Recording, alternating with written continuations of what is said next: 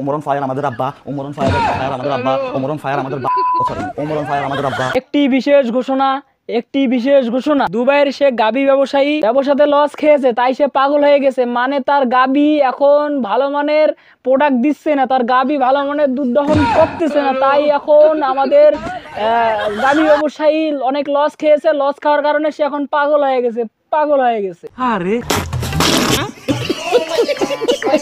সবাই তোমাকে খেয়ে দিচ্ছে? আরে না, আমি সবাইকে খেয়ে দিচ্ছি। কাকে কাকে খেলে তুমি? ওই যে যারা যারা আমার পিছনে লেগে আছে তাদেরকেই। মানে যারা তোমার পেছনে লেগে আছে সবাইকে তুমি খাইছো? হ্যাঁ। বাই দা ওয়ে, আমার জানা মতে তোমার পেছনে অনেকে লেগে আছে, তার মানে তুমি সবাইকে খাইছো? হ্যাঁ। তোমার এত হজম শক্তি ভালো? হ্যাঁ। তোমার পিছনে লেগে আছে কে কে? অনেক মানুষ। কেন? কারণ আমি তাদেরকে বাস দিই। মানে তুমি তাদেরকে বাস দাও কিভাবে? আমি যতটুকু জানি তোমার তো বাস নাই, বাস আছে আমাদের।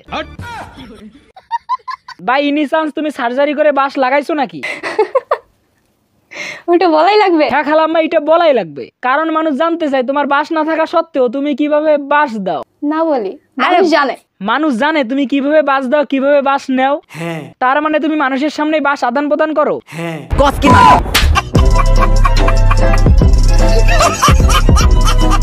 তা ম্যাডাম তুমি আসলে বাসটা কিভাবে দাও একটু খুইলা বলবা? ভাবে বাস দাও।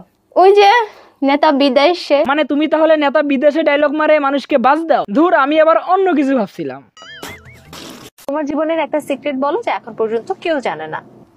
বিয়ের আগে অনেকগুলো রিলেশন করেছি। হ্যাঁ, বিয়ের আগে একজন টিকটকার অনেকগুলো রিলেশন করছে এবং করতেছে, সেটা আমরা জানি। বাট আপনি কয়টা রিলেশন করছেন? এটা তো মনে নাই, এটা কারণ আমি তো গনে গনে করি। তুমি কয়টা রিলেশন করছো তুমি গণনি? তার মানে তুমি আনলিমিটেড করছো? 50 না, অত না, 20 অত না, 10 এরকমই, 10-12। মানে আপনি 10 থেকে 12 জনের সাথে রিলেশন করছে? আপনার রুচির প্রশংসা করতে হয়। তা ম্যাডাম আপনি 10 থেকে 12 জনের লোড নিতে পাইছেন তো? হ্যাঁ। মানে একটা টিকটকার 10 থেকে 12 জনের সাথে রিলেশন করছে, আপনারা কি চুলটা ছিলেন, এখনো পর্যন্ত একটা রিলেশন করতে পারলেন না। তোমার জীবনের একটা সিক্রেট বলো যে এখন পর্যন্ত কেউ জানে না। বিয়ের আগে অনেকগুলো রিলেশন করেছি। আপনাদের জন্য আমার এক বদনা বেদনা। আজকে গোসল করছি, এটাই বাস্তব। হ্যাঁ। তার মানে আপনি এই শীতে এতদিন গোসল করেন নাই? দূর খালাম্মা, আপনাকে তো জিজ্ঞেস করি নাই। আজকে গোসল করছি, এটাই বাস্তব। হ্যাঁ।